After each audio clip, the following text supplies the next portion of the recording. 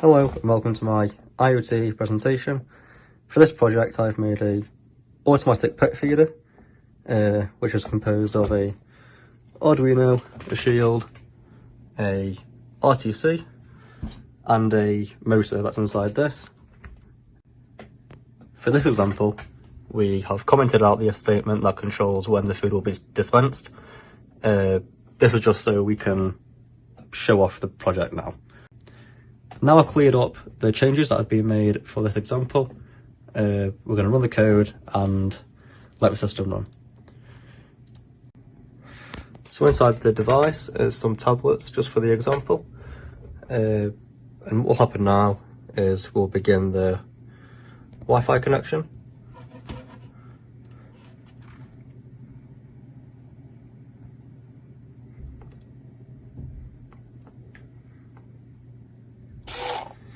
Now we're connected to the Wi-Fi, the device will rotate and spin to release the pet's food. Once the food has been released, the data will be sent to ThingSpeak and the notification alert will be sent to the user, as we can see here and here. The notification displays the date and the time of when the pet is being fed. In this section of the video, we are going to talk about ThingSpeak and how we send notifications over to the user. With there not being many options on this particular project for data to be sent over to ThingSpeak, I decided to store each successful feeding on a chart for the pet's owner to view. This way, the user can easily know whether their pet has been fed, as each column represents when the food has been dispensed. We can also see the date and time on each column, and this makes an easy way to see exactly when each feeding has occurred as shown. Moving along to PushSafer. This is the software I use to send notifications over to the user.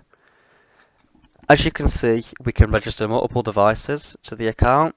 However, in this example, I was the only person that needed to be notified. On the screen now, I'll put up an image of what the app looks like on a phone, just so I can show you how it fully functions, but obviously you've already seen how it works when the dispenser goes off.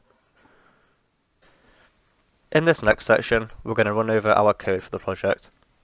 To start with, we have our essential libraries, as well as our network name and password, along with the channel ID and API key for ThingSpeak.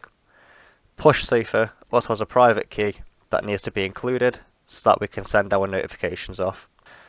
We also initialize our servo starting position for when the device is turned on. This allows the device to be in the correct spot to begin with. Further along, we also have serial begin, which establishes a serial communication between the Arduino board and any other devices, such as the computer we are currently using. Below this, we can see an if statement. This checks whether the Wi-Fi shield is present or not, and if it is, we can move along to the while loop below. This while loop will secure a Wi-Fi connection for us and will be looped around until a connection is fully secure. Once a connection has been established, we can connect to ThingSpeak and set up our servo and RTC. Before I mention our main loop, I'll cover the check date time function below.